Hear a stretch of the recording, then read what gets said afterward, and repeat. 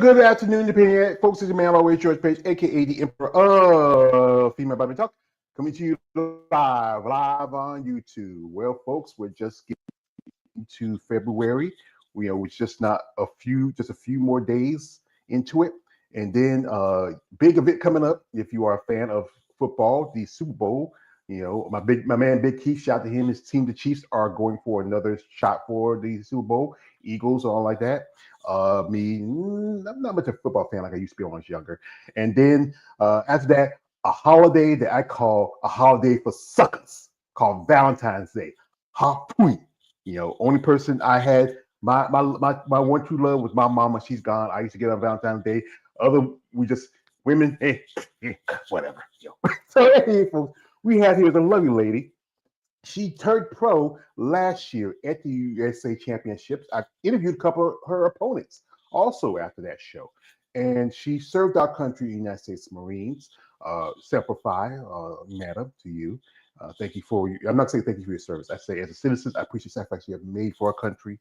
It's a lot to do. She also is a tattoo artist. And she took some time to talk here to me. And she's a lovely lady. And like I said, you know how when I get these new pros, I get excited. It's like, fresh fish on the line. I'm sorry, I just want to calm myself down. So we have to welcome the lovely IFB pro, Miss Marissa Waters. And ma'am, thank you for your time. We appreciate you. And,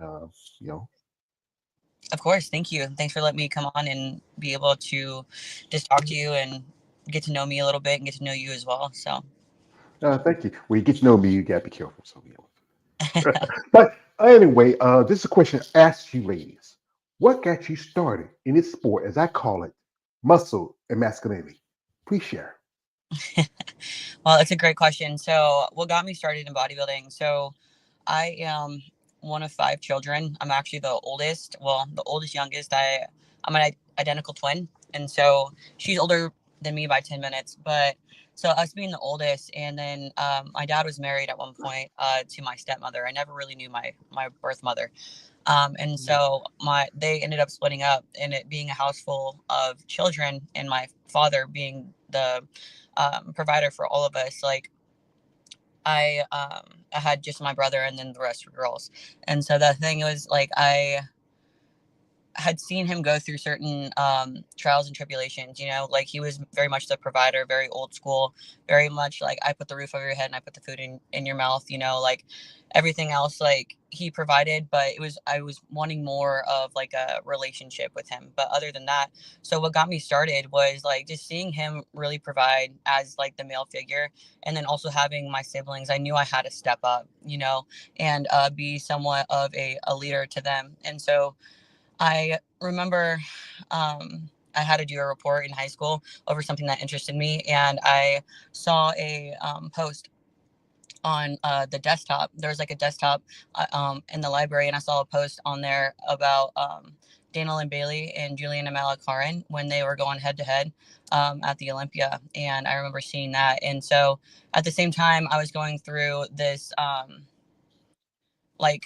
character building like moment of trying to be a leader to my siblings, and then also finding what this post about Daniel and Bailey and Julian and Malakaran, like that really just sparked interest in me of like starting to go to the gym. And I'm from a super small town in Nebraska. Like I had 25 people in my graduating class, and so it was very unheard of women even trying to go to the gym or do anything outside of the traditional norm, and so I started working out to one, like start to be that figure that, like, because if I were to follow anybody, it would be someone that is like strong and confident and independent in a sense. And so I thought going to the gym was going to help shape me into that. And then also doing this report helped me educate myself on like the world of bodybuilding. And I was, like I said, like a junior in high school, maybe 16, maybe 17 years old when I found it. And so what got me started was one, truly being like an inspiration or a role model to them, and then also educating myself through studying. So Yeah, that's right. I think a lot of people find something that really inspires you. I can understand about the family thing. My mother and father were together for 55 years, even though he was in New Jersey for the last 30 of it. We were still here in North Carolina, and my mother had to raise me. Plus, I had older sister, three older sisters, my older brother, me, my younger brother, and plus two nephews. And my mom was, like I said, if y'all know who she went through a lot before she passed. That was my woman. She stood by me. I stood by her. And I understand that, especially coming from a family where you try to be like an individual, but still you have to sit and unify. Because like I said, I'm the next to youngest. Like my father had an older son before he married my mom. Then he had another daughter after that. You're the you're technically you're firstborn, but you're actually the youngest. But see, you're firstborn. She's like your father's. You're the father's. Represent the his first child. Mhm. And the baby's mama's last. But we middles, we have to fight for our love. That's a big thing. But Yeah. yeah, I mean, I know people talk about people like Daniel Bailey, Julian McCarty. We just did a podcast this morning. We talked about them. Yesterday, we talked Mhm. about them because we talked about certain competitors if they want to come back to bodybuilding. I think quite a few, especially ladies who got into this, like around about the early 2000s. That's the lady they pointed at the most, is Daniel Bailey. And I too not often I hear Julian McCarty. That's basically a great look to her. With the most wins. Right now she's tied with Sarah Vilgas. Right. Mhm.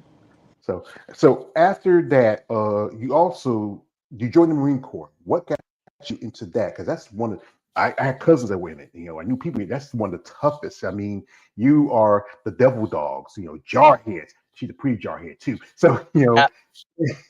what made you get into the military? So that's another great question. And so I played sports all the way up through T-ball all the way to college. Like I played college ball with my twin sister. We played softball together. And throughout the process of this bodybuilding journey and this working out journey, I powerlifted, I ran track, played softball, like did all those kind of things. And then I remember this is kind of a funny story. I'm going to try and keep it short, but there was an evening where a basketball game was being played by one school against our school, and it was held at our school. Well, again, I told you the town that I grew up in and the size of um, the classes and stuff, we couldn't have individual sports held through our school. We would have to be attached to other schools for like swimming or like stuff like that or powerlifting. You know what I mean? So there is this girl that was in my class that swam with another like kid that was at a different school, that was at a bigger school. Well, he was there with her at this basketball game that was held in the evening. Well, I posted on my Snapchat story of me being in the gym, the high school gym. I was working out at like 7 at night, um, because I was obsessed with it. I'd work out like twice a day because I just loved working out, and I posted on my story. Well, this kid, his name is Derek, saw like on her Snapchat story me working out and saw that I was really fit and got my contact and then hit me up because he was in the what's called the DEP program. He was in the program to go and like join the Marine Corps.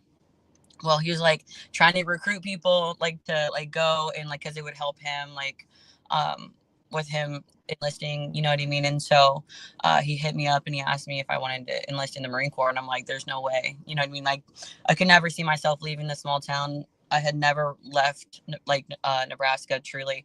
And he's like, how about we just go up to Lincoln, which is the capital, and you can just come on Tuesdays and Thursdays and work out with me.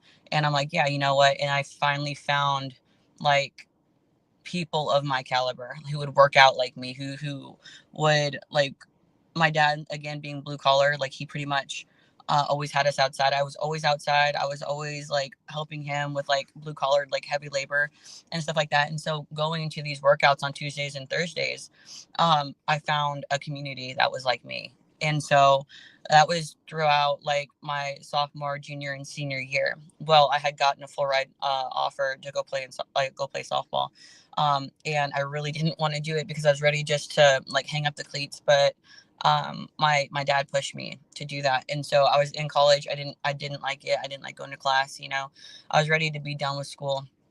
And I always remember that the Marine Corps was there and that I wanted to serve something bigger than myself. I wanted to travel. I wanted to have that family and that community. And so I ended up enlisting May 7th of 2018.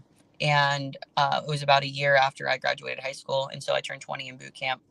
And so, yeah, I enlisted after college, and I decided that I was just gonna go all the way through with it. And my friends that were in like the Marine Corps that I met like through this DEP program were all infantry, and so they didn't have any combat MOSs open to women at that time. They had just opened it for women, and so I decided, I'm like, if these guys can do it, I can do it. You know what I mean? So I ended up picking an infantry based MOS. And so, and yeah, like I did that back in May 7th of 2018. So, yeah. That's really good. I mean, a lot of people, like, especially this is what somebody told me. It's not everybody meant to go to school. Sometimes you just people have to still work. I remember I got out of high school. I was already working a job when I was 16. My family was sharecroppers. I did that for a little bit when I was younger, and then I went to school for a bit. I went to community college for a little bit, and then I got a job, and then I was doing online classes, and this wasn't for me. But yeah, I can say I come from a small town. I come from a small town. Problem with like one thing was the problem is like my sister said you never find anybody. I said problem is we're related to half the town, so you never know. You're like this is a true story. I was at a club one night talking to this girl. This was like about a few years back. It was talking. Then she asked me my name. I told my name. She said your name's not familiar. I said yeah. What's your name? So she told me her name. They told me oh who's you might know my granddad. Who's your granddad? I found out it was my great uncle. There you go.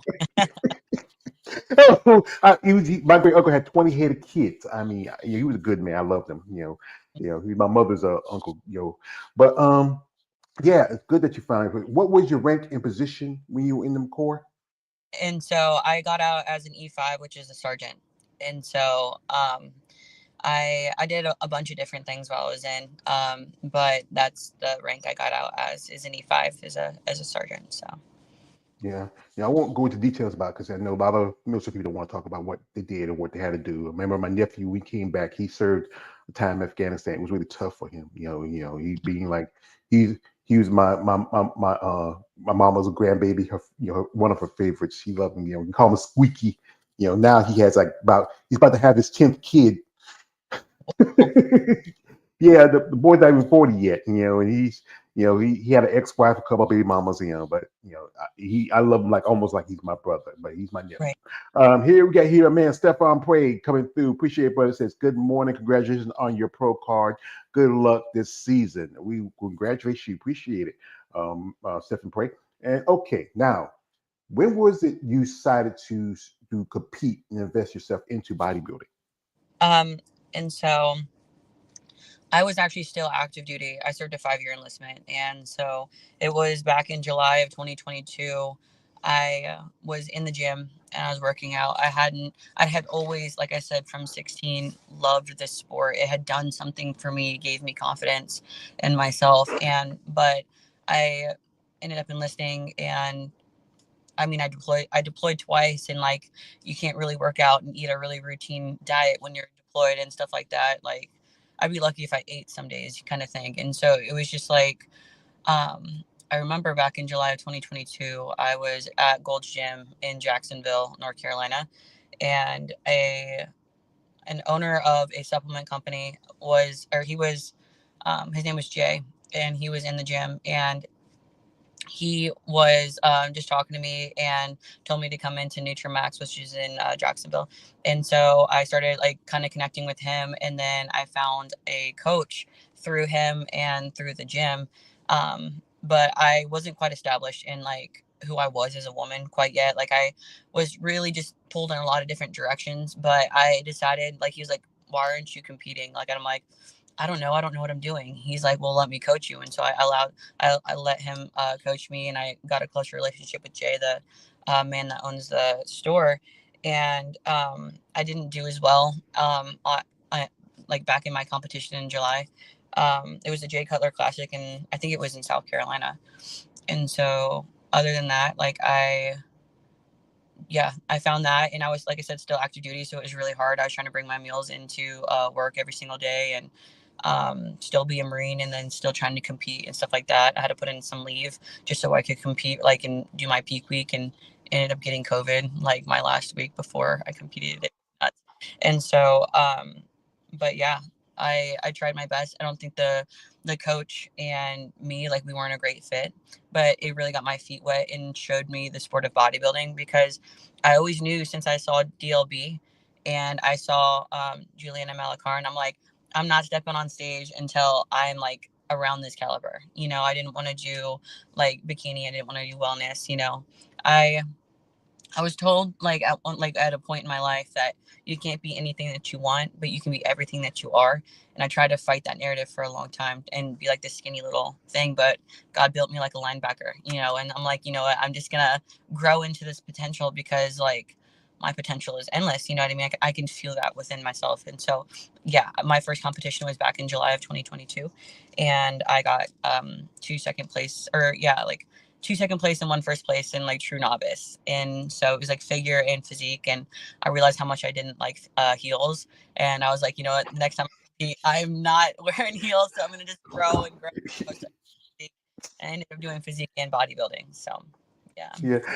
I often, when I have interviews with ladies, especially when they get into the sport, it's either bikini or figure where they started out yet. Wellness is pretty much kind of new. If you don't, you see with wellness, you don't have those strong, it's just, we talk about this, especially on my podcast, those strong Afro aesthetics. That's why the Brazilians do so well, because they have those strong Afro aesthetics. They have the bigger hips, they have the thicker thighs, the rounder glutes. It's just natural. It takes a lot. If you're not, it takes a lot harder, a little more time for y'all. And again, but the linebacker thing, hey, little girl, I played linebacker, I played football. You more like the quarterback we used to chase after and beat up. But it's a lot to, especially coming from an athletic background and finding yourself a passion to this bodybuilding. It's a sport that has to be about a passion, especially the cost, the expense, traveling to the shows, the suits, your coach, everything that's involved in it. Like, who's your coach now, and how long y'all been working together? His name's Taylor Moore. We've been together, I think, a little over 2 years, probably closer to 2.5 years. Um, Man, he changed my life, hands down. Like, he's actually a little bit like younger than I am, and I remember when I like when he told me his age, and I was just like, I had even more respect for him because of how mature he is, how educated he is. But I think him and I being closer in age, we were able to relate on a different level. My first coach, he was like, I wouldn't say quite a bit older than me, but at least 10 plus years older than me, which is like, I think, pretty much the norm. But I think our duo just was a match made in heaven. You know what I mean? Like, he was meant for the sport. He's extremely talented. And so, Yeah, that's the thing. It's good to find a relationship with a coach, especially a coach that understands, the biology, the physique of a woman. Some coaches will give a competitor a cookie color plan that fits for a man, but women and men are different. We're this is how I say this. We're the same race, but we're different. You might say genders, but I'm gonna say species. So and what works for one person doesn't work for the other. It's good that you have a good relationship with your coach. Have worked together for a good while, and he's really brought you up because now you're IFB Pro. I mean, it's just not a lot of people understand what it takes to get to that level, the sacrifice, the time you have to make. And as again, the expense. This sport is both physically, mentally, emotionally, financially draining. right. And I don't think most people understand. Folks, while we have Marissa here, we're going to do this. We're going to jump into her social media for a little bit. You want to follow her? The links are in the description of this live stream. You can check her out. You can support her. But this is a rule. And this is no offense to you, Marissa. I got it. This is just a disclaimer to guys out there. Guys, whatever you do, no D pics. Stop it. Get some help. What's wrong with you? I mean, I've been doing this for a while. Ladies I've become friendly with, we talk about stuff. Say, George, guys, been crazy shit. I even seen pictures of this. Say, George, look at that. Say, what the fuck? Hey, I play football. I used to be right here, but I'm not looking at your shit. No, no, no, that's not me. No, no, no, no, no. I don't swing that way. But anyway, folks, we're gonna jump into her social media for her. But if you want to follow her, her links are in the description of this live, and support her in her path is now a new IP Pro. Wait a second. It takes a while. Yeah. Ooh, I need a new computer. And here we go. And there you go. And here you are. I think you have a great physique. I mean, a lot of potential. Thank you. Yeah. So, what was that like feeling when the first time you started competing when you were on the stage? What was the feeling like? Mm-hmm. Oh man. So the best way I can relate it, right? My very, very first time, of course, I was nervous. I think everybody's nervous, but they they say that you work like countless hours and hours and hours for like 30 seconds to a minute, and then probably 5 minutes in total being on stage. You know what I mean? But that's why it's so crucial for your performance and your presentation to be seamless. And so, of course, I was nervous, but in the least, um, in the best way that I guess I can put it is that I've done so much harder things in my life besides being on a stage. You know what I mean? And so, like, I've been, like I said, I've been in places in the world where, like, I've been hungry, tired, I just wanted to shower, stuff like that. And so, for me to be on stage, whenever I need, like, just a second to calm myself down before I get out there, I have to remember that I've done a lot harder things in my life, and it really does calm me down. And so, sure, I was nervous. I think everybody gets nervous before they get out there, but to be able to take a deep breath and realize that the people that are your judges are just people too, and that to try and act like yourself as much as you can and present who you are, is the most important thing that you can do. So That's good. You know, I understand like most of us people, we don't, especially you serve our country, you go through stuff like that. You know, we kind of don't realize those simple things we take for granted. Y'all really appreciate. You know, here you are, here in service. You know, and like I said, I'm not saying thank you for your service, please sacrifice you made, and this picture here.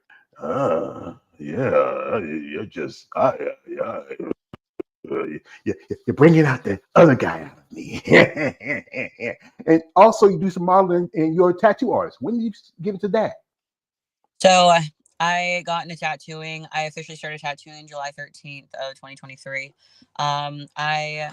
I've always had an extensive background in art. Like, I've always been a painter, a drawer. I've done murals at bars. Like, I specialize in portraits and diluted black and gray realism.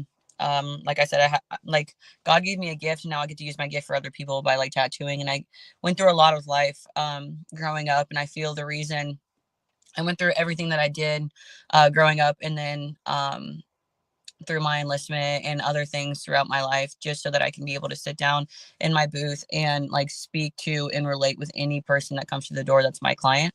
And so I started, like, tattooing, yeah, like, about 2 years ago, a little over 2 years ago. And it was quite literally the best thing that ever could have happened to me. I went into a shop with a friend of mine who invited me to go in with him, like, when I was about a year from getting out of the Marine Corps. I started tattooing while I was in the Marine Corps, and I went with him to that shop, and the topic of art came up, and I mentioned that I drew and I painted and all that kind of stuff, and I showed the tattoo artist because, again, it came up in conversation. And at the same time, I was showing him, like, he was telling me that I was actually really, really good. The owner of the shop came in, and he wanted to see it as well, and they offered me an apprenticeship right there. And so I was like, I don't want to work at the front desk. You know, they're like, no, like, we want you to work here at the shop. I'm like, I'm still active duty military. They're like, I don't care. Like, we want you to work here. And so I'm like, all right, that's perfect. So every day after work, or after, like, being a Marine, I would get out of my camis and I'd change over and I'd go to the shop and I'd be there until super late. And I did that for a long time until I was, like, officially able to tattoo. So yeah. Well, here we got a couple of videos here where you and your coach here, and y'all are talking after you got your Mhm. pro card. So we're gonna play them. Welcome, ladies and gentlemen. I'm IFBB Pro Patrick Fulgham, two-time Olympian and muscle contest head judge here at the USA Bodybuilding Champions, here with U.S. Marine Corps veteran Marissa Waters, and also your newest IFBB Pro champion. Congratulations, not one, but two pro cards this evening as well. We commend you on a job well done. Women's physique and women's bodybuilding. Tell us how you're feeling, and tell us about the journey that led you to the victory, earning that IFBB Pro card today as well.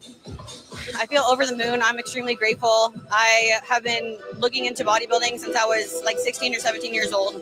And so from an enlistment that lasted 5 years, I competed for the first time while I was 4 years active duty. I ended up finding my coach 2 years ago, and he transformed me into the person that I am now.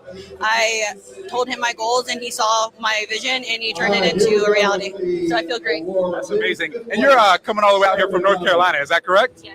Awesome. So traveling out here, obviously came to do exactly what you did tonight. What's up next for you now that you earned this pro card as well?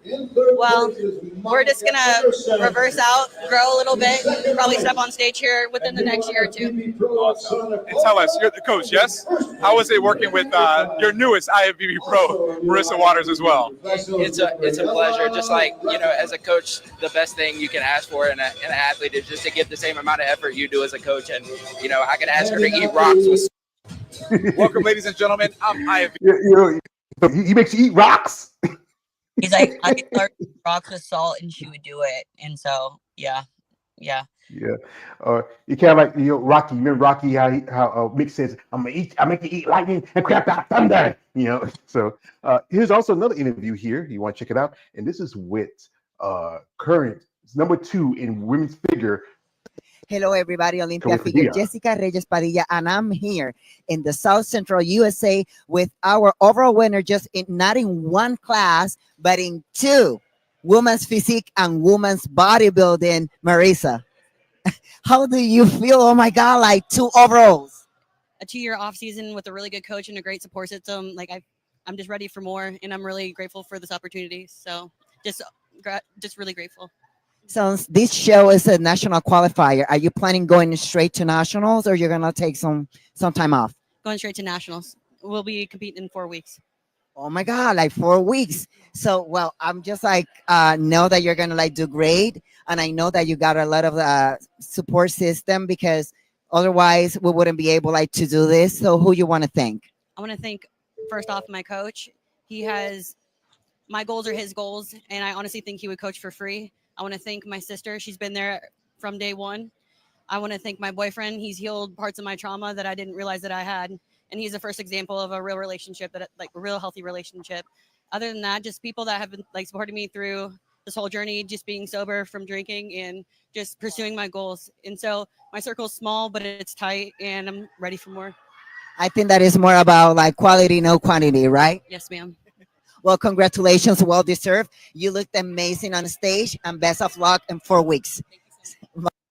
What's that like talking with Jessica? She's just, not a fan of something she does, but she has an amazing body, great physique. She could be a possibility. Yeah, could be a possibility she might get the title, but we can hear Missy Trescott is moving over. Mm-hmm. Yeah, she's great. Really easy to talk to, super high energy. She's beautiful. Just really easy to talk to. So, yeah. Yeah. And you mentioned in the interview that you were dealing with alcoholism, and I know I have family, friends, members. Drugs, alcohol. It's really tough. I had my obsession, because you see by me, food was one of my addictions, and I've kind of conquered a bit. Still, it has been control of me, but that's a tough thing about dealing with an addiction and trying to do this sport, because bodybuilding can be into a session too. Yeah. So I've been sober for almost 2 years now, and Don't even thank me. You deserve it. I got sober just because I starting a tattoo. Being hungover sucks, and I wanted to totally involve myself in bodybuilding, and you can't do both. You can't drink and be a bodybuilder. I don't care how hard you work. I don't care what you take. I don't care about your regimen. You're not going to outwork a bad diet. You're not going to outwork drinking alcohol, and I always joke and say that I drank enough while I was enlisted that I could have lasted a lifetime. And so I really started planning my day around I knew it was getting bad when I started planning my day around when I was going to go pick up more from the store, or go out here or there and spending money. And I realized that I was seeking attention in a sense, you know what I mean? I wanted to be around people that ultimately wanted to be around me. But then when you leave the bar scene, you realize none of those people actually hit you up or talk to you anymore. You know what I mean? And so, yeah, I remember I got sober, and it was hands down one of the best things I ever did in my life. I always say two things. Like, if I could have gone back in time and taught myself, that my younger self, how to eat better, I would have done that, and I would go back and quit drinking sooner. You know what I mean? So mentally, emotionally, physically, spiritually, I've just been so much better. Like, the brain fog has lifted. You know, my values, like how I value myself, is like so much higher.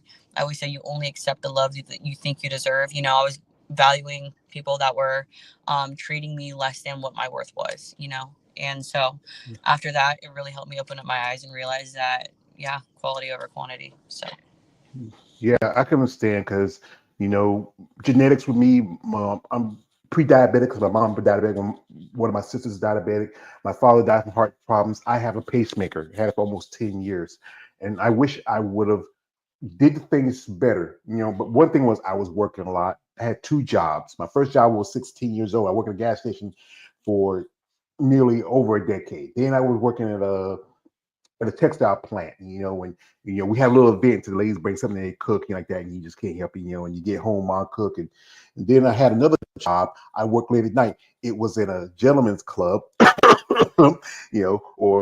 used to deal with you drunks too. You know, I was doing that, but I never been a drinker. That's never been my thing. I never had a taste for it. When I worked at a gas station, I remember one time I dropped a thing of King Cobra. That stuff stank. I mean, you got to be a hard drinker to drink that.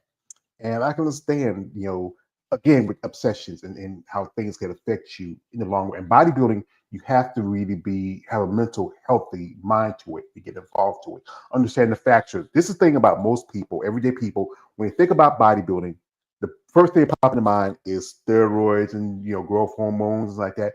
But here's this, and I'm from learning and having discussions with you ladies. It's only a small factor to that. If you're not consistent, not disciplined, you don't follow a diet and a regimen, you don't really work on those things that help you build yourself as a bodybuilder, whatever stuff you take, whatever gear you take, you're not going to look like, the Dalen Baileys or Judah McCartney's or any of those players. Or one person who I'm a fan of, I always like to bring her out because she's my girlfriend. I love her so much. She's so beautiful. She's so amazing. It's a lovely Miss Andrea Shaw. Oh, I'm so obsessed over her. It just when she came on the scene, I always have to think. Like I said, I'm at my crime on here right now. Everybody knows it. I'm a muscle purge smoke. I'm in my crime. I know it. But she just broke something different and just something beautiful and something classic to women's bodybuilding. I would say she's the woman that saved bodybuilding. I love a lot of these ladies, like friends like Angela Yo and Ashley Jones and so many other women that represent bodybuilding. And it was just really doing this content and talk to you ladies and getting to know what makes you tick and what makes you get to a sport like this is very extreme. Like, and so my thing I used to say, like when I was like prep and stuff like that, like if your deep rooted why isn't good enough, you'll never dig yourself out of that trench. You're always gonna cheat on your diet, like if you don't have that good deep rooted why. And my thing is just like, if I can't keep a promise to myself, like, and I'm talking my 16-year-old self, like I'm like, if I couldn't keep a promise to her, who am I to keep a promise to you? And so that's the thing. I promised myself that I would be an IFBB pro. I journaled every single day just to keep my like mind like straight.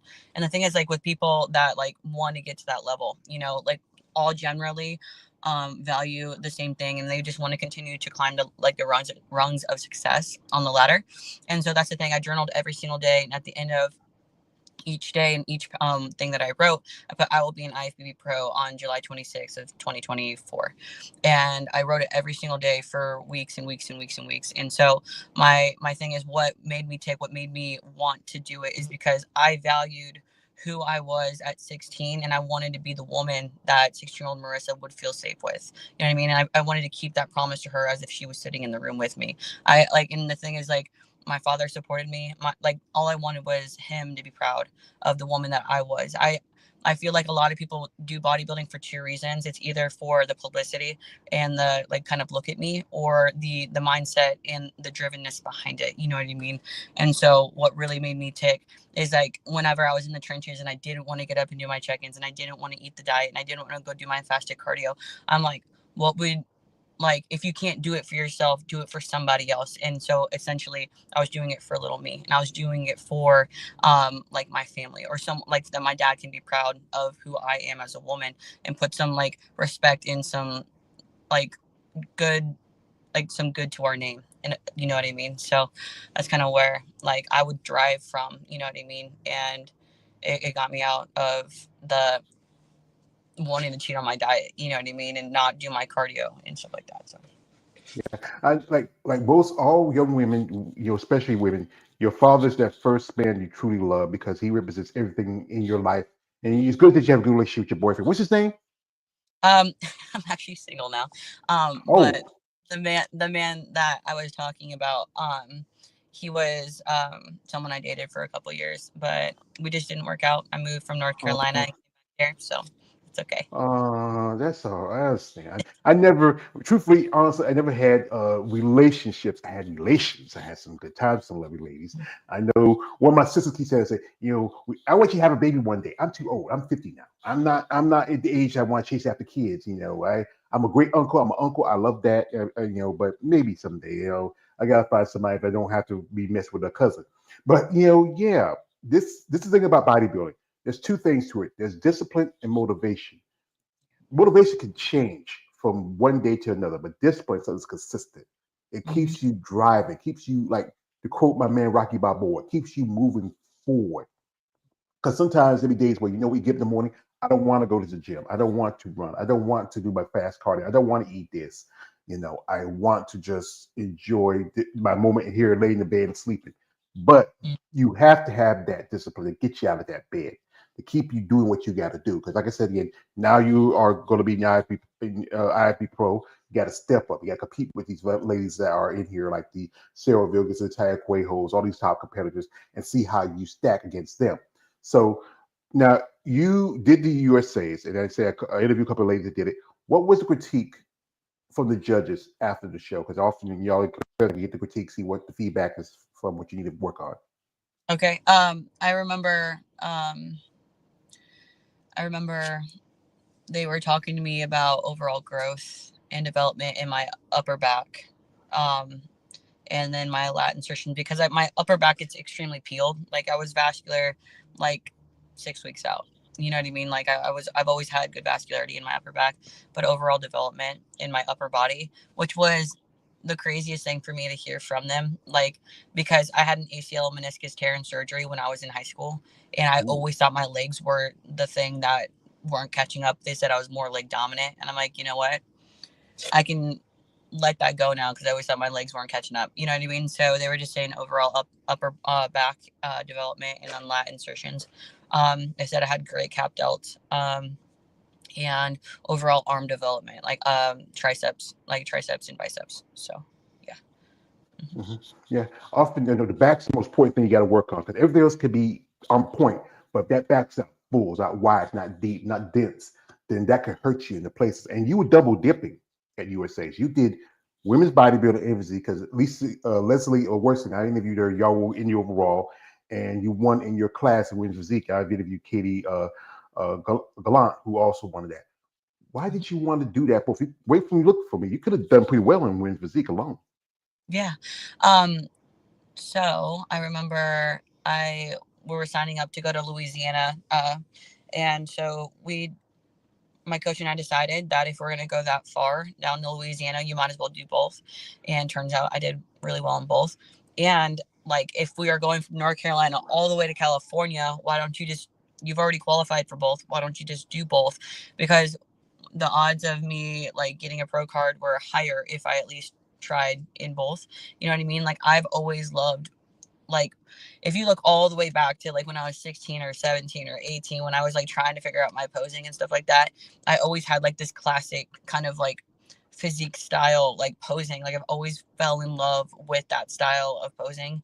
And so but women's physique, I just knew that my waist is small enough, my proportions were like pretty enough. My posing coach Sharonica Henton, like, she's obviously way up there with women's physique, and she's like, you are meant for this, you know what I mean, like, do this. And so I obviously I'm going to listen to her advice. And so I just really truly enjoyed both categories. I had a love for both. And so I decided if I'm going to go all the way to California, I'm going to spend a little bit of extra money and just do both categories. And so that's truly the reason why I just have a love for both of them.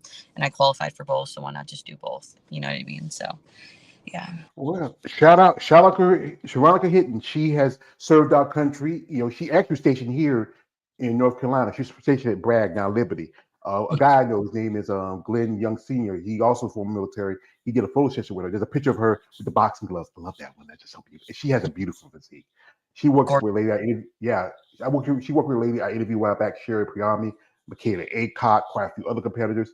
Number 3, and after so long she was away from the sport, getting the top 3. I feel this, as you know, how physique is kind of changing.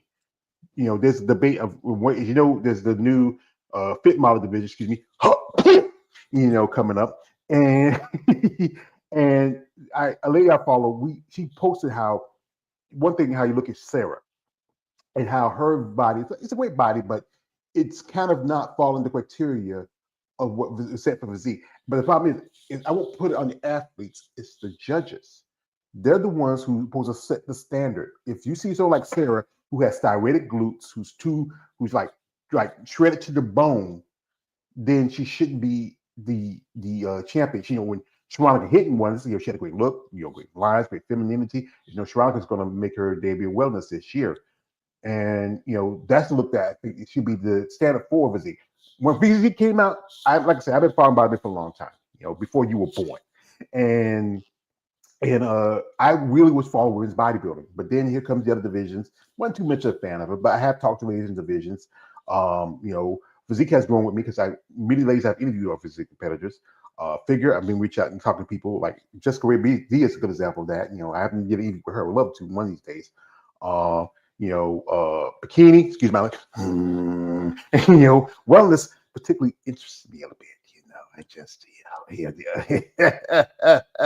because I said again, my crime, my crime. But yeah, I think there's always some things you got to prove on. Like when you're in the gym, what's those things you need to work on the most that you like to do, the things you least like to do when you're working out?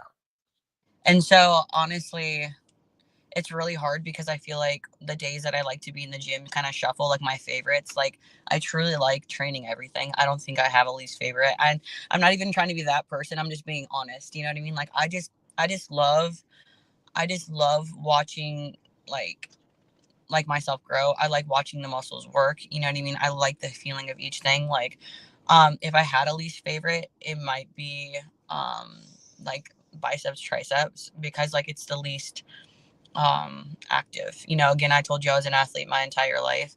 I like doing leg days. I like being totally broke off. It just really reminds me of when I was in the military and I was doing like 11-mile runs, and then I still had to do all this crazy activity after, and I'd be trying to keep my composure. And on my first deployment, it was like we had a PT before 5 a.m. because it was already 100+ degrees outside. And so I'd be laying on my ground, like in my room, like, cause I didn't want to lose my composure, like in front of my platoon, cause I was the only woman. And so I'm just laying there on my ground. I'm like, oh, I made it through that. You know what I mean? So like for me, like it just gives me this sense of like, I've made it through so much that like when I train legs and I'm just like wanting to lay on the ground and trying to catch my composure, like, I'm just like, this reminds me of the things that I wish that I was doing. You know what I mean? Like when I was on deployments, I wish I was here training legs, eating like routinely. And so for me, like I truly like training everything. If I had a least favorite, maybe the least active movements, like I love training shoulders, you know what I mean? So most of the time, if I don't like training arms, like I usually pair it with something I like to do, you know what I mean? And so does that answer your question? Yeah, it's good, because I understand. I think anytime when I hear somebody, especially when I talk to a lady, and they say, I remember I interviewed one lady, she's Bulgarian, she just turned pro a few years back. She says she loves leg day. And from then on, I would call anybody who loves leg day a mutant. You are a mutant. No one likes leg day. No one likes going through putting that half your body like that and the stress of it. Leg day is like the episode, I keep saying it's my favorite episode of Chappelle Show, with Charlie Murphy, Rick James, and they go back to A's house, and Eddie, then Rick James like say, your couch, and every couch, and he beating his legs. That's leg day for a bodybuilder. Mm-hmm. I would say, whatever makes you happy, what you like, should be no problem. Everybody works the things that maybe make their improvements, things that make them better, and also work on your weaknesses. Because that thing is, you want to be a complete athlete. Here's the thing about bodybuilding: it's not just about the lifting weights. It's about the rest time, your eating, your diet, your recovery. Make sure you stay hydrated. Instead again, as people look at this, when we go to the shows and we come to see y'all, like myself, I've been to a show, and I hope we go to another one sometime soon. We see y'all on stage, and we see y'all, especially y'all ladies. As most of the guys who follow me are more fan of your ladies, and we see y'all on stage, y'all shredded, y'all pumped, y'all vascular, But we don't understand what took you there. The diet, dehydration, the training, to get to that level. Sometimes I've seen videos and pictures of. I remember I interviewed a lady who actually fainted at the Olympia 20 years ago on stage. There's so much risk, but not as much reward compared to other sports. Where you look at other sports, hey, you can get Super Bowl coming up. These guys make millions of dollars, but you put more into it. This sport than anything, especially for the women. For the guys, as I say it like this, I always gonna say this: the men's division, be it open, be it classic, or men's physique, whatever. It's the bottom bitch. They're the ones who get the attention. They're the ones bringing the money and the promotions. Y'all ladies, y'all put so much more into it, but don't get as much back to it. I mean, this is more of a hobby sport than anything. But as long as you love it and you find, you're really find a passion for it, is important. Are you petting somebody over there? Yeah, my dog. He's hanging out. What kind of dog is he? He's a little pit bull. Oh, he's a pity. What's his name? His name's Rufus. Rufus. Hey, Rufus. Who? He's a good friend. Yeah. Yeah. That's good. Yeah, growing up, we had dogs and stuff, but we moved out here. We moved into town. We can't own. Well, I don't have the patience of a dog for a dog anymore, like I used to when I was younger. But Right. we all had little dogs and stuff like that. But that's good. But now that you're an IFB pro, now you're about to step into the ring with the big dogs.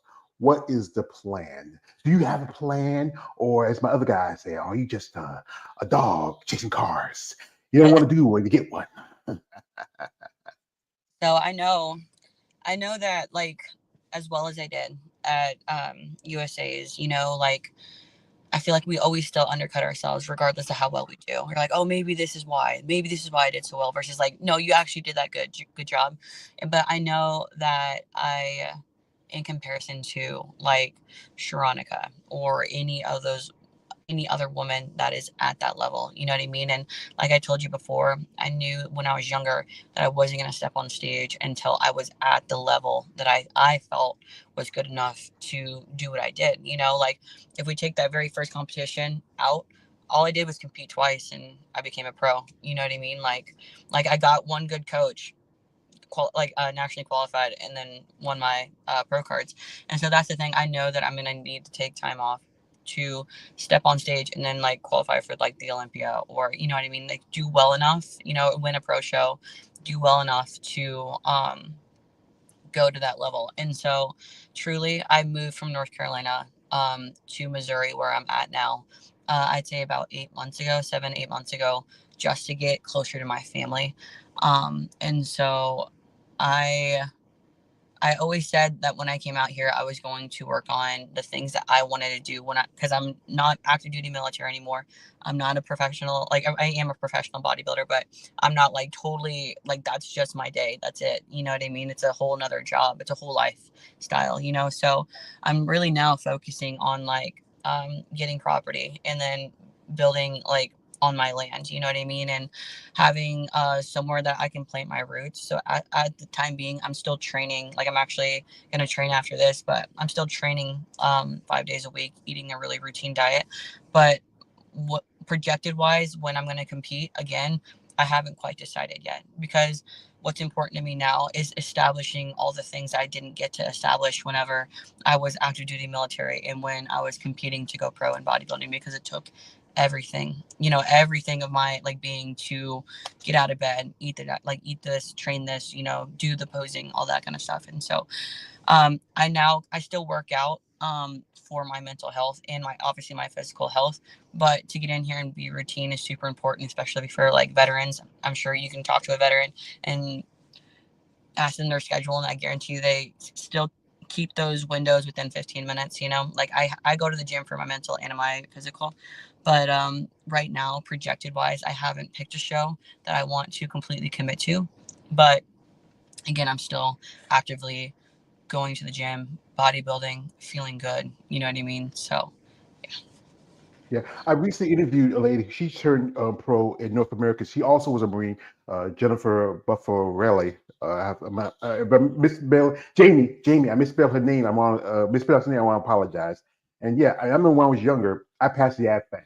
I don't think about joining the military. I even was talking Marine Corps. I was even going out and running, but then, I got a job, and then, that was paying money, and I just say, nah, never mind about that. But yeah, there's so much involved in this sport. The time you put in the investment into it, the work you put into it, and again, the food part about it, like a lot of you bodybuilders are big foods. Like, tell me, Marissa, after that last show, after USA's, what was that thing that called you? That thing that you desired the most? Share with me. Yeah. it was it was a smash burger with fries. I love, like, so my thing is like I don't crave like pizza. You know what I mean? I don't crave like nasty food. You know what I mean? Like, I've always really enjoyed good whole food. Like, on most of my cheat meal days, like when I was in prep, I was always like a steak and like a loaded baked potato kind of person. You know what I mean? Like, I've always just like a big steak. And so in California, I was just trying to find something that was like at least budget friendly. You know what I mean? I'm like, you have to pay to park everywhere and do everything, which is so much different than where I'm at. You know what I mean? So I just got a smash burger and some fries. And my coach and I and his girlfriend, we walked like down like these roads looking for like a food truck that had like some kind of sweets, but we ended up finding this like Hispanic style a storefront that had it was like vanilla ice cream, churros, and like whipped cream and cherries, because I'm a huge sweet tooth. That was the biggest thing for me to kick, like not have when I was in prep. And so we made my first meal in the morning for like months, cream of rice with chocolate protein powder, honey, and almond butter and frozen blueberries. That is the only thing that got me like my sweet tooth fixed, because I couldn't have like real like chocolate, you know what I mean? So yeah, but that was my first meal, was a smash burger and some fries and that vanilla and churro dessert. So yeah. Yeah, this is the thing. I gotta be careful because I'm pre-diabetic, but my sugar been pretty good. I got to go back to my doctor and get my blood work done again to see how it's at. But I can tell you, I'm a sucker for sweets too. I'm like my man Chris Rock from New Jack City. I'm Pookie. It be calling me, man. Be calling my name, man. Be calling me. And one of my favorites is there's I don't eat it too often because I'm trying to eat a little healthier now. I, Mhm. I'm a big Chinese loving whore. I mean, I go to the buffet. Like a while back, me, my sister, and my oldest nephew, we were out and about because he had to stop by and check on his daughter, my great niece, and we stopped by this place, the buffet place. I'm telling you, it was I dipped that plate up, but I didn't eat it all in one day. I ate some the next day and some the next day. It was smart, but I knew it was in that kitchen. It was in that. It was in there. It was calling me, man. It was calling my name. It was calling me name. Like, here we got here. We had here my man KLA the Wanderer. Shout out to KLA. He also does content bodybuilding. He was on yesterday with our podcast. Thank you, Shot, for being there, brother. Says good morning. Good morning to you, brother. Appreciate that. Yeah, that's the thing is that it's tough when you're on a diet, and it's good that your coach gets you a refeed, a cheat meal that helps you out, because you just can't deny yourself that. And it's good to eat smart, because like one point I was like, when I was taking care of my mom for a long time, and like I said, food was an addiction. Food was something that was a comfort. And when she passed, I saw a picture of myself. It was at a funeral, after a funeral my sister had. I looked at myself, God, I got really big. Went to my doctor, and I wasn't seeing me as often as like I should have. And it said that was like just 20 pounds for 500 pounds. And I just realized, especially I got this thing in my chest. I got issues with my knees right now because I'm thinking about getting surgery, being working as long as I have. And then I said, I have to change some stuff. I did. Cut back on things I used to do. Like I don't eat the, stuff like, go out, eat as much. I try to cook at home more. I might eat out every now and then, depending if I go out, if I get a chance to go out, and just make some changes. Right now, went to my doctor last time. I did pick a little more weight because it's the holidays. I'm at 397, and that's really good coming from nearly hitting 400. And doing Right. these interviews and talking to you ladies, you really aspire someone like me. As you know, I'm a fan of y'all ladies. I think, like I said, most people don't think that women with muscle are beautiful, but y'all are beautiful. You're a different form of woman compared to the other any day woman. Like I say, you live in North Carolina. Women around here a little more full, a little more farm, more healthier, a lot of farms, stuff like that. But you just something different. And it was a great opportunity when I started this content, and I met some women in this sport, became friends, and talk and conversate, and we still have friendships. And go to the shows and getting y'all, getting your stories and hearing about what it takes to do this sport, because not everybody can do it. And here's the thing: is also society. There's going to be two sides. The people who will say women muscle is just gross, disgusting. Yeah, she's trying to be manly. Yeah, yeah, yeah. She got all these tattoos. Like, personally, I'm not a big fan of tattoos. That's your preference. I understand that. But, you are who you are. But it's also the flip side. There's a guy that says, hey, she's kind of excited me. She's just the big muscles. I get excited. As we call ourselves, we're small, we know it.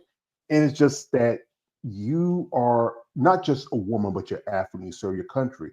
And that's the thing, we have to respect that who you are. Absolutely. I totally agree. And that's the thing, like, it's just an expression, man. Like, whenever I see people with tattoos, or if they bodybuild, or the way they dress, or, I get clients in all the time that want certain styles. Like, it's just you're painting your personality for people to see without speaking to them. You know what I mean? And so I I just, yeah, like I said, I give everybody respect, because everybody just deserves to hold real estate in this world. I am better than nobody. The same person that you see now is the same woman that you met at like 16. I've just grown up a little bit. I've just had more experiences in life. That doesn't make me better than anybody. Me being a pro doesn't make me better than anybody. I just showed that I was driven towards something, you know what I mean? And I couldn't have done it by myself. You know what I mean? So, that's the thing. You could throw a rock and hit somebody that could relate to you or something that you've been through. You know what I mean? It's just a matter of just opening up your heart, not being judgmental. A lot of people think that I'm this hard charger, scary person because I'm heavily tattooed and super muscular, but usually those people are the nicest ones to talk to. You know what I mean? And so, and again, I think just energy is a big thing. And like, I've had a lot of people that come into my booth whenever I tattoo them, and I've never met them before, and they can just start opening up and talking to me about anything they've been through in their life. And I can just give them advice, or just be that person that they can like listen to. Like, long story short, it's just like, I respect everybody for who they are, where they're at in their life, and I just believe that I meet you for a reason. I meet people in the gym for a reason. Nothing in life is a coincidence. You know what I mean? And so my dad always said that people are like cars, but you don't know how full their gas tank is. Maybe they're going to ride with you like through your entire life, or they're just stepping stones into the next part of your life. A lot of people are just in passing, but sometimes it's just, you never know who the people in your life are going to be the lessons, and who are supposed to be there for your entire life. You know what I mean? So yeah, like, who am I to judge? Like, there's only one person that can judge us. You know what I mean? And so, other than that, like, again, I have a lot of respect for you, like losing weight and feeling better, and like working on your health. You know what I mean? Like, there is no comparison. You know what I mean? And so I respect anybody that just wants to better themselves, because we get one life and one body. So why not do the most with it? You know what I mean? So. Yeah, yeah. You know what I mean? You know what I'm saying? Yeah, I get you. Yeah, because we can't be immortal. I wouldn't mind, live a little longer. I know, which be living like this. I don't want to be like an old, decrepit little like gatekeeper looking dude, living immortal. But yeah, we only have one life, and we should do the best with what we got. If it's not perfect, then make the improvements. Never ever perfect. You can never. Only him is perfect. Sometimes you might be have a little imperfect. You have to live for yourself, not for anybody else. And people who judge, like I remember when I post stuff on my social media, guys make comments say, "Hey, why are you gay or something?" I said, no, this is a beautiful woman. This is like a sculpture. It's beautiful. It's something different. And you understand the passion they have for the sport. But ladies I talk to say, hey, there's not a lot of money for when you become a bodybuilder. But they say, don't worry about the money, do it for the passion. Some ladies have to find ways, circumvents to make a living out of it. They do as I call them the Beat the Meat websites, but hey, that's because they want to further their careers. It's just something to do. And you have your career as a tattoo artist. You do some modeling too. You have a great physique, great look. Like I said, you are a lovely young lady, who has a lot of potential and has a great future, whatever you go in this life and in sport. Here we got my man, shout out to my man Lawrence Perkins coming through. He says, good morning, Marissa, George, everyone on the chat. Happy Tuesday. Yeah, thank you, brother. Thank you. Also, shout out to my man Lawrence again. Says, your story matters that will inspire people around the world. Appreciate that again, brother. And he's also is my man Lawrence. I'm calling him the female bodybuilding whisper. He's a great guy. He says, Marissa, every day you wake up, you always your own best, including the people who's in your corner as well. And that's a good thing about your dad, because like daughters and fathers have always going to have great relationships. Mothers and sons will have great relationships. My mother was my woman. There's a quote from an old movie: "A boy's best friend is his mother." It's good that you and your dad have this good relationship. You come close to your family. My nephew stays with me. My sister lives down the road. My other sister, she lives 15 miles in Old Fayetteville. That's where Bragg and Liberty's at, and the rest of us kind of scattered. But it's good that now you're trying to get your, as I would say, the 40 acres and a mule. So, respect to that. I wish I had that. And it's good that you found something that you really like and you enjoy. And, this is a sport. I said again, there's so much involved to it. There's so much work, so much. You have to be determined, you have to be passionate, you have to be consistent, and you have to be disciplined. Because if you're not, then it's not for everybody. Here we got here from a man, that's my man Lawrence says, shout out to you as well, George. Hey man, I appreciate that. Thank you. So we're not gonna hold much too long. I know she's a busy lady, got work, got things to do. She kind of talked to me. I really appreciate that. She has some stuff that was going on. We were supposed to do an interview last week, but stuff going on. I understand that family is important. Focus on them. They are the ones who stand behind you. Things will come and go, but as long as you have family, that's the important thing. Like quote the Kevin Costner from Wired Up. He said like this spot. He said, "Women come and go. They die, they live. They run off. But as long as you have family, that's good. That's the same thing with a man. He comes and go. You can always get another boyfriend. You always get another husband. But as long as you have your brothers and sisters, your dad in your corner, and they support you and love you, because have your dad ever come to your show? Ever come to the show yet? Not yet. Any siblings? Yeah, my twin sister. She's been to my shows and stuff like that. So I don't know if your dad. I don't know if I could be a dad. You're sitting there and you're watching your little girl. And she's in a posing suit, and some guy sitting there and say, "Hey, who's that chick with the tats, the muscle? Wow!" I said, "That's my little girl." You'd be like, and your brother jump in, "Hey, Dad, I got you back." Like, yeah, hey. So, Marissa, your dad and your brother's kicking some guy's ass out here. Yeah. But that's good. Your sister supports you, and the rest of your family supports you. And you know what?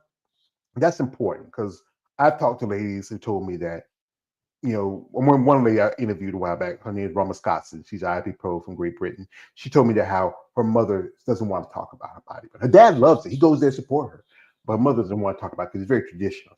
They go visit her. She says, like, "What you doing, darling?" And you talk about other stuff, but don't talk about that. And sometimes friends change because you're doing something that's very different. They don't understand. You can't hang out and go, as you're sober now. You can't go to drink. If you do go to the club, you just drink some water or some ginger ale and just chill out. But when you get to sport, there's so much things that's different. Like when you go out, you can't eat everybody what you want to eat. You just have the holidays. Christmas and Thanksgiving just passed. Won't be long for it's summer. You're in Missouri. That's one of the, next to North Carolina, one of the biggest barbecue states. We're better. And just you have to eat differently from everybody else, and it's hard, and people don't understand. Like, I know, your father said, hey, sweetheart, why don't you eat some of this rib, stuff like that? It's good. Now, I'm eating my chicken and my rice, and I'm sticking to it because I'm prepping. I want to be able to get on the stage with Sharonica one day, and just rubbing shoulders with these ladies that I have followed and become friends with. Yeah, and that's the thing.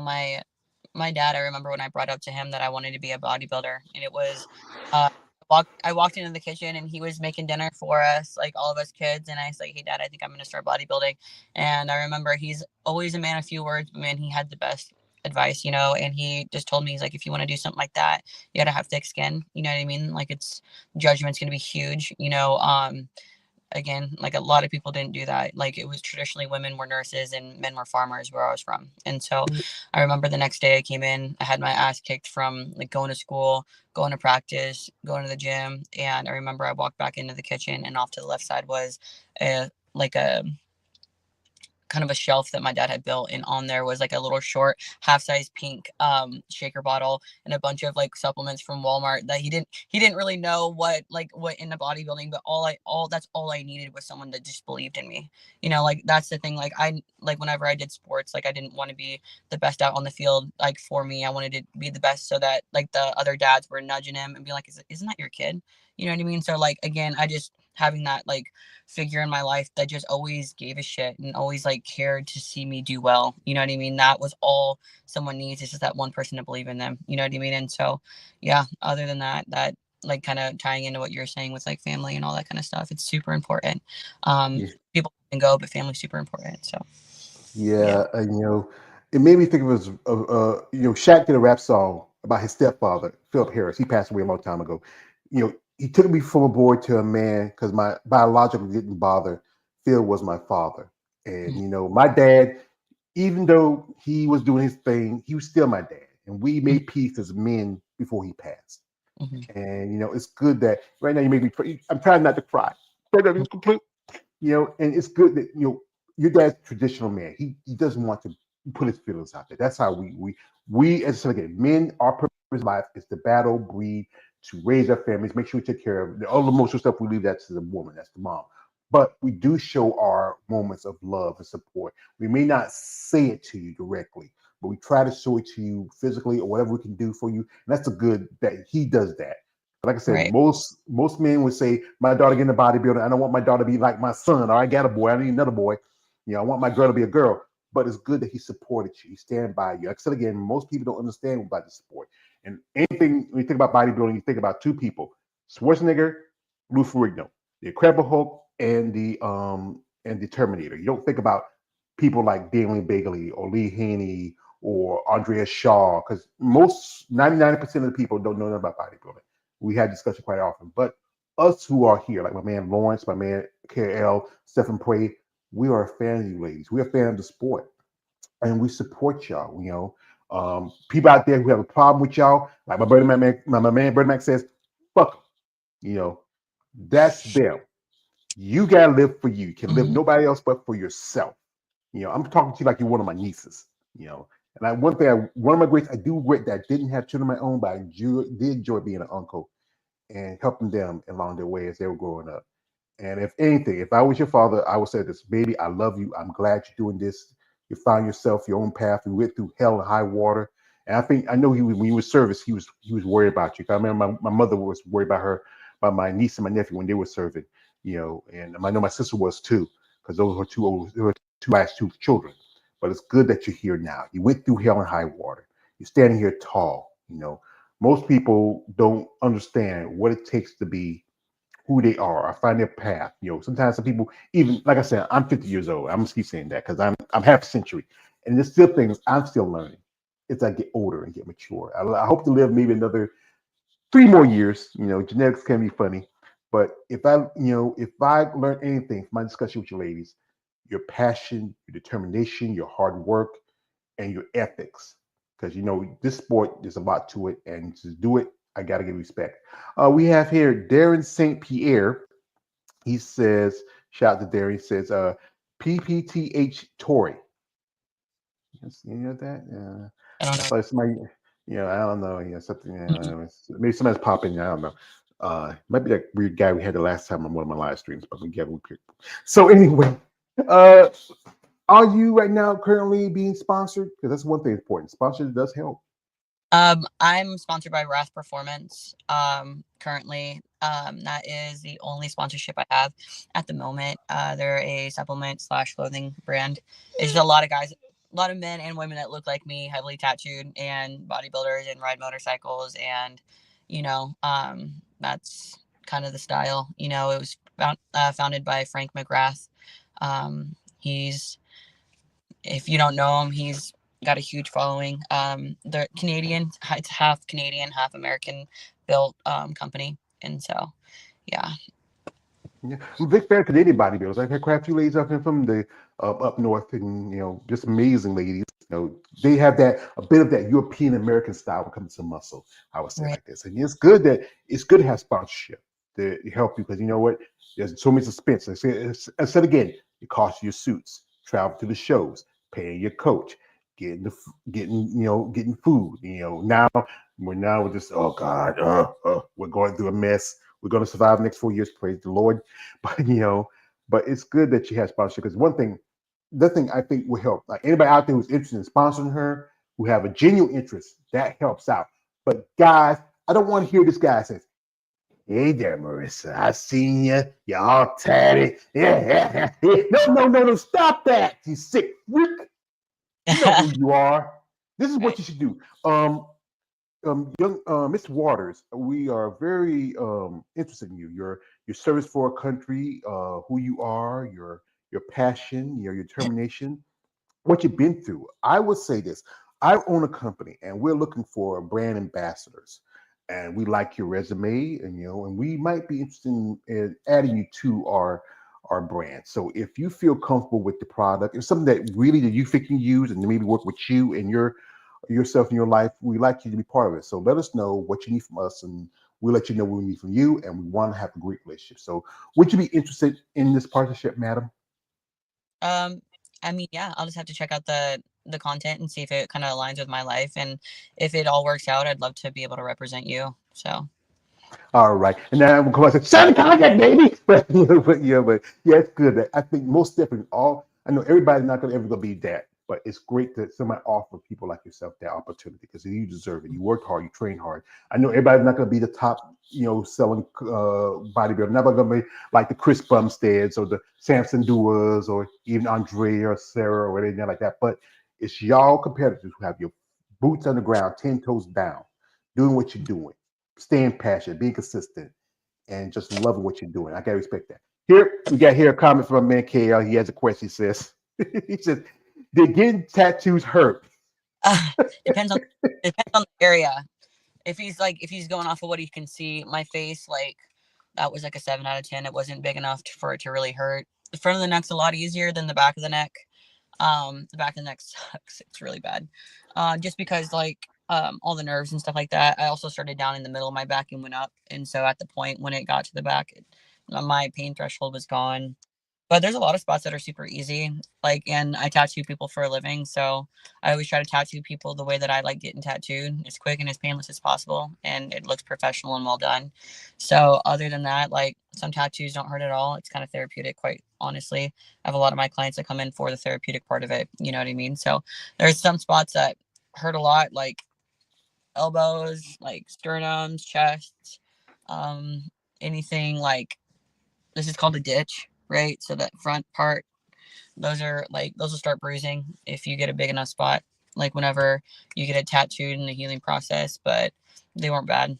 Truly, they Yeah. weren't bad. So, Yeah, I say I worked at a strip club for a long time. I seen girls with tattoos on the booty, the birds, and little stuff like that. The one especially close to the cooch. I mean, like I wouldn't want to be a tattoo. But you gotta be professional. That thing gotta be professional. Yeah, I couldn't be. And I'm in my coming out. I'm pervert, mhm. so I'm with that. But yeah, it's a lot. I don't know. I don't want no. It's one thing you get a needle put in your arm to get blood.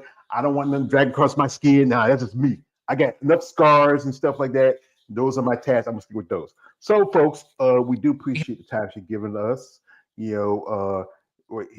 got one more question to ask before we let you go. He says this. He says, "What made you start doing tattoos? Because you draw really well." So, what made me start tattooing? I had a friend of mine that I went in with him, because he asked me to go with him to get tattooed.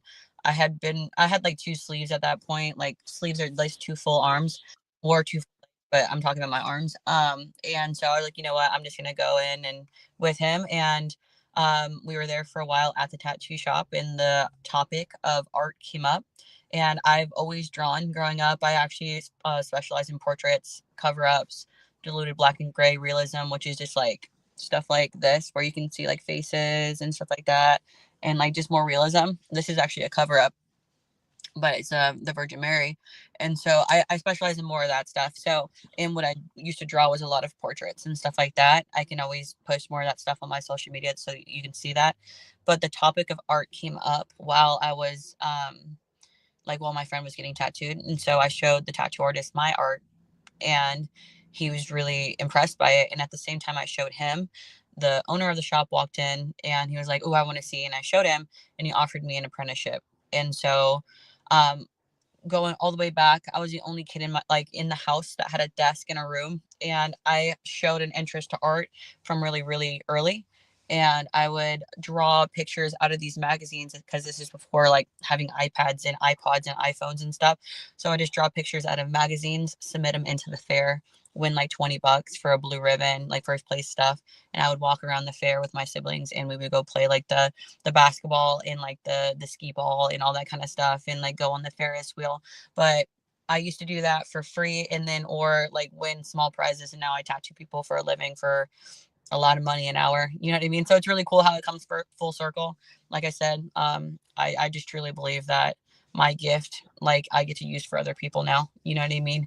And so, yeah, it doesn't have to be bad jail looking tattoos. You know, I always say that it can be professionally done, and it can be artwork, and it can speak your personality. So, yeah. So where you working? Anybody in the area who's interested, who's watching this live stream, who's interested in doing tattoo, where you work at, and just so you can want to share it if anybody want to come around, maybe get some work done. I live in Missouri, so I tattoo in Osage Beach at Leo's Sweet Ink. And so I can comment on this post and put that there too. You know what I mean? But Leo's Sweet Ink in Osage Beach in Missouri. It's kind of like the Lake of the Ozarks. So I'm sure a lot of people have heard of the Lake of the Ozarks, but that's where it's at. So. Okay. So, folks, we're not gonna hold much longer. We do appreciate time you've given us to do this interview. Congratulations again, now being an IFB Pro. I mean, hope we do get this opportunity to see you on the big stage sometime soon, be it wherever show, and just wish it. This is my last question I'm gonna ask you. What would you want out of bodybuilding for yourself as a whole? What was your question? It cut out. I'm sorry. What would you want out of bodybuilding for yourself as a whole? What would I want out of bodybuilding?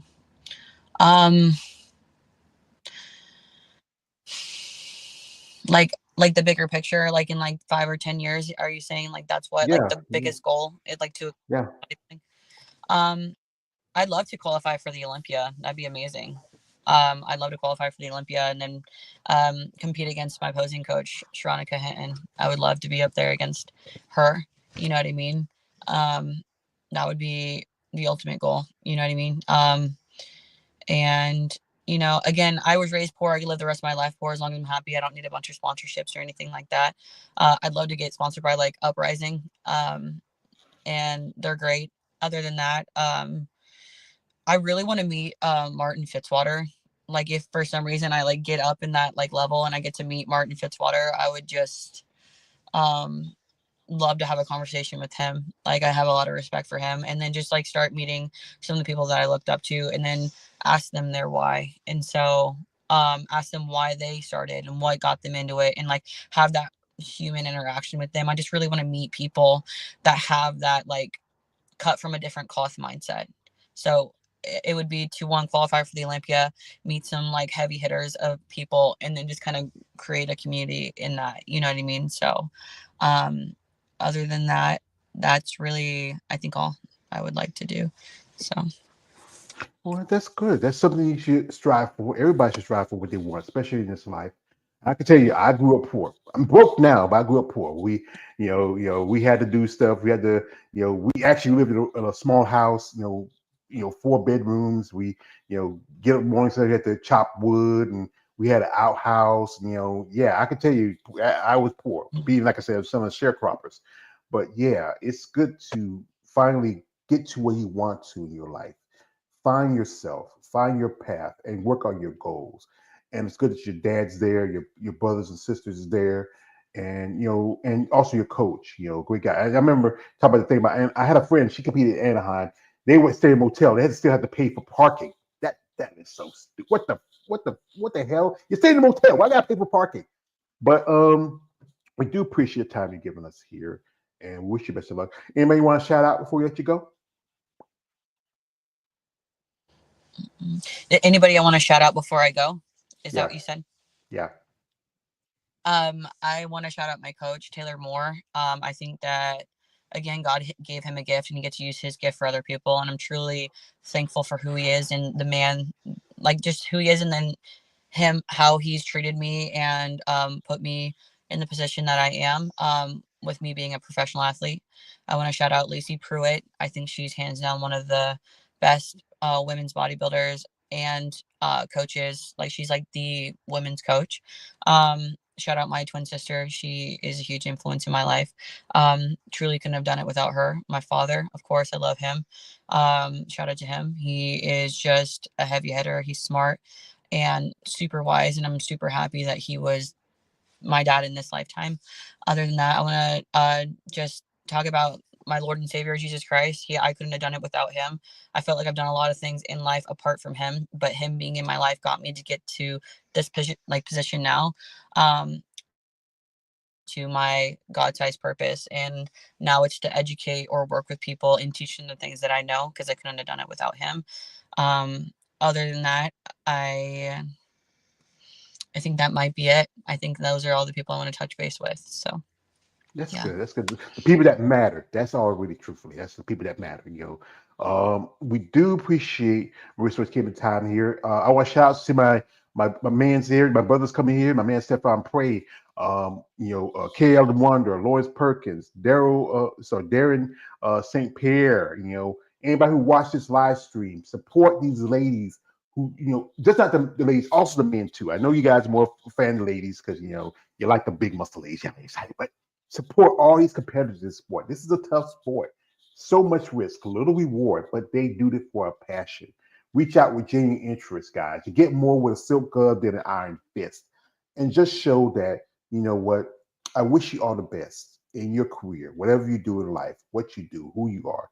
I mean, just like I said, when I interview with you ladies and talk with you, you really inspire someone like me to keep doing what I'm doing. I know sometimes I feel like I'm not doing enough, but I feel like I do as much as I can. I feel like I want to. And it just really, I really get inspired to talk to someone like yourself. And before I let you go, he has to say something. He says, Marissa, I want to tell you something. You are beautiful.